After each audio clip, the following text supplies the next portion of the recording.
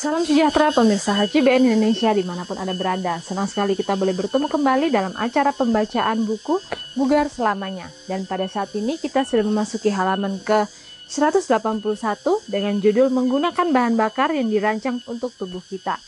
Dan saya undang pemirsa di rumah untuk kita boleh sama-sama membuka kitab kita di dalam Kejadian 1 ayat 29. Berfirmanlah Allah, lihatlah aku memberikan kepadamu segala tumbuh-tumbuhan yang berbiji di seluruh bumi, dan segala pohon-pohonan yang buahnya berbiji. Itulah yang akan menjadi makananmu. Dan kita masuk dalam inti pembacanya. Tuhan merancang tubuh manusia dan menciptakan bahan bakar yang menjadi bahan utama sehingga itu dapat beroperasi.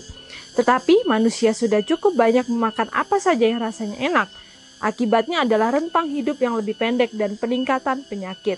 Misalnya penyakit kanker. Para ilmuwan melaporkan dalam American Journal of Epidemiology edisi tahun 1991 bahwa suatu kelompok makanan tertentu jika dimakan 2 kali sehari akan menurunkan kanker paru-paru sebesar 74%. Kelompok makanan apakah itu? Buah. Kelompok makanan lainnya yang telah terbukti menurunkan kanker prostat hingga 40% dan kanker pankreas sebesar 50%. Kelompok makanan apakah itu? Biji-bijian, tomat, dan buah kering. Inilah sebuah penemuan yang menarik. Beta-karoten sebagai suplemen telah ditemukan dapat meningkatkan angka kematian perokok sebesar 18%, sehingga para perokok disarankan untuk tidak mengonsumsi suplemen ini. Tetapi ketika beta-karoten dimakan secara alami dalam makanan seperti aprikot atau wortel, itu bermanfaat.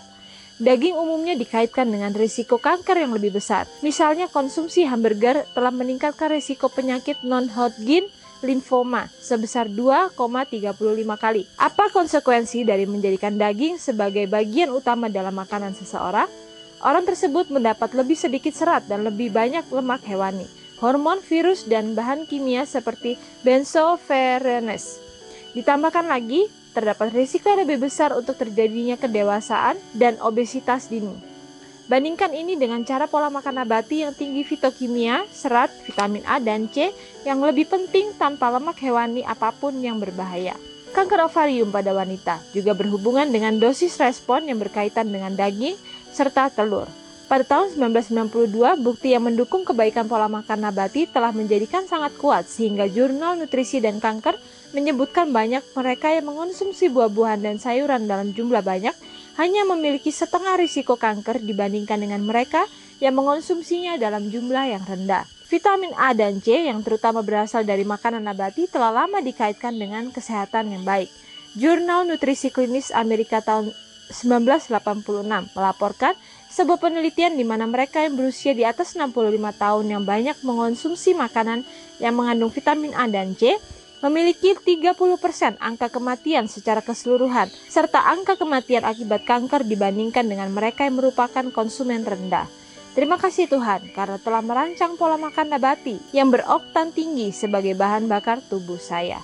Ya, baiklah di sini dikatakan bahwa Tuhan itu merancangkan tubuh kita untuk memakan setiap buah-buahan, biji-bijian, dan bahkan juga sayur-sayuran.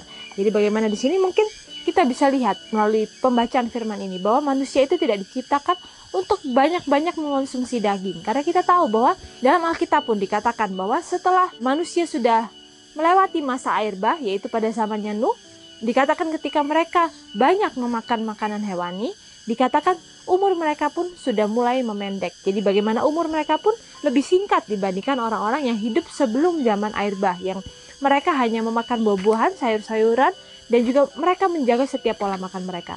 Tetapi ketika sudah Tuhan izinkan untuk manusia boleh memakan daging yang halal saja, dan ketika itu menjadikan pola makan setiap orang, bahkan akhirnya bisa mengesampingkan pola makan utama yang Tuhan sudah berikan. Dikatakan bahwa umur setiap manusia yang mempunyai pola hidup tersebut dikatakan lebih pendek daripada orang-orang yang masih menjaga makanannya, seturut dengan apa yang Tuhan sudah tunjukkan kepada kita. Dan di sini juga dikatakan bahwa begitu banyak setiap buah-buahan, sayur-sayuran, biji-bijian yang Tuhan berikan yang bisa menurunkan risiko dari setiap penyakit. Bahkan di sini dikatakan ada biji-bijian, tomat, buah kering, lalu juga ada buah-buahan, dan disitulah dikatakan bahwa setiap hal yang Tuhan sudah ciptakan itu adalah baik untuk dikonsumsi sebagai makanan utama, yaitu adalah buah-buah, sayur-sayuran, dan biji-bijian sebagai makanan utama kita. Jadi bagaimana di sini? Ketika kita hanya mengandalkan nafsu kita, selera makan kita saja tanpa meminta hikmat daripada Tuhan, tentu saja kita akan menderita banyak sekali penyakit yang mungkin dunia sudah ketahui pada saat ini.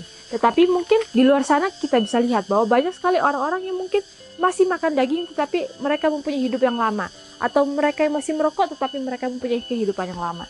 Tetapi di sini kita tidak diinginkan oleh Tuhan untuk melihat kepada orang lain, tetapi melihat kepada firman Tuhan itu sendiri. Jadi bagaimana di sini juga dikatakan bahwa tubuh kita itu dirancang untuk mempunyai bahan bakar yang bisa menjadikan bahan bakar itu seturut untuk akhirnya berfungsi dengan maksimal. Begitu pula dengan tubuh kita.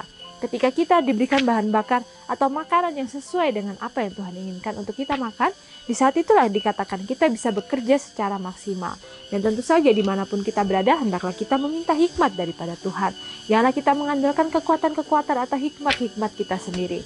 Lalu di sini juga dikatakan bahwa setiap hal yang kita makan itu bukanlah suatu hal yang harus kita utamakan dalam kehidupan kita. Mungkin itu akan menjadi pemikiran kita, tetapi janganlah kita selalu mengutamakan setiap hal kebenaran itu berdasarkan apa saja yang kita makan.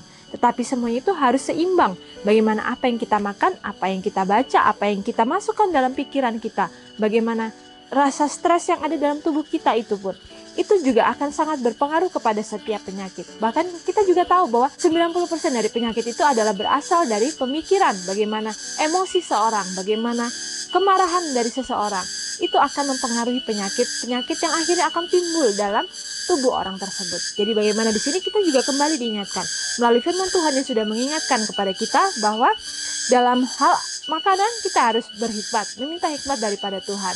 Begitu pula juga dengan hal-hal yang lainnya yang mendukung juga akan kesehatan kita, sehingga semuanya itu bisa berjalan dengan seimbang. Jadi bagaimana di sini pun dikatakan bahwa melalui setiap penjelasan yang sudah dibacakan itu adalah lebih baik jika kita selalu berusaha untuk mengikuti apa yang Tuhan sudah tunjukkan melalui firman Tuhan, sehingga kita menjadi orang-orang yang seturut dengan kehendak Tuhan. Tapi bukan kita menjadikan makanan kita itu menjadi Tuhan kita atau yang terutama dalam kehidupan kita, sehingga kita akhirnya menjadi orang yang kaku, tidak fleksibel dengan lingkungan sekitar kita. Tetapi bukan berarti kita akhirnya terlalu fleksibel sehingga kita terbawa oleh arus dunia yang akhirnya justru menyesatkan kita masing-masing. Jadi bagaimana di sini dikatakan bahwa hikmat Tuhan itu adalah yang terutama dalam kehidupan kita. Kita mengandalkan kehidupan kita yaitu berdasarkan bergantung sepenuhnya kepada Tuhan.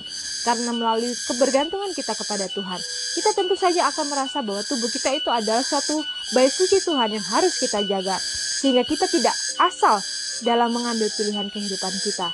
Dan akhirnya pun kita berusaha untuk menjaga setiap hal yang kita masukkan dalam pikiran, makanan kita pun, ataupun setiap hal sehingga semuanya itu bisa berjalan dengan seimbang. Jadi bagaimana di sini kembali kita diingatkan bahwa melalui pembacaan firman Tuhan yang begitu singkat ini, hendaklah apapun yang kita lakukan dalam setiap hal, hendaklah kita berusaha untuk menjadi saksi-saksi Tuhan yang hidup. Karena dimanapun Tuhan menempatkan kita, kita akan menjadi terang dimanapun itu. Dan ketika kita berusaha untuk mengikuti jalan-jalan Tuhan, maka Tuhan akhirnya akan menempatkan kita dalam suatu tempat yang akhirnya bisa menjadi berkat bagi orang-orang di sekitar kita. Karena ketika kita tidak menghidupkan firman Tuhan itu, kita hanya belajar saja, mengandalkan teori-teori itu saja, semuanya itu tidak akan berjalan dengan seimbang. Tetapi ketika kita benar-benar mau bergantung sepenuhnya kepada Tuhan, kita mau belajar dan mau untuk mempraktekkan setiap hal itu, maka di saat itulah kita menjadi saksi Tuhan yang hidup dimanapun kita berada. Dan ketika kita sudah mempunyai beban akan hal tersebut, kita akan melihat bagaimana Tuhan akan menggunakan kita di lingkungan sekitar kita. Kita akan bisa melihat bagaimana Tuhan itu yang menuntun dari setiap perkataan, setiap perbuatan, bahkan dari setiap perkataan, setiap perbuatan, dan hal apapun yang kita lakukan, kita akan bisa melihat bagaimana Tuhan yang menuntun kehidupan kita. Karena dari apapun yang kita masukkan itu, kita bisa melihat bahwa disitulah Tuhan berusaha untuk menajamkan pikiran kita, sehingga pikiran kita itu akhirnya tidak tumpul. Jadi bagaimana di sini kita hendaklah menggunakan bahan bakar yang sesuai dengan tubuh yang Tuhan sudah ciptakan ini, sehingga semuanya itu bisa berjalan dengan lancar dan kesehatan pun itu boleh menjadi bagian kita masing-masing. Dan sampai di sini acara pembacaan kita pada saat ini, dan sampai bertemu kembali dalam acara pembacaan yang selanjutnya. Dan salam sejahtera, Tuhan memberkati.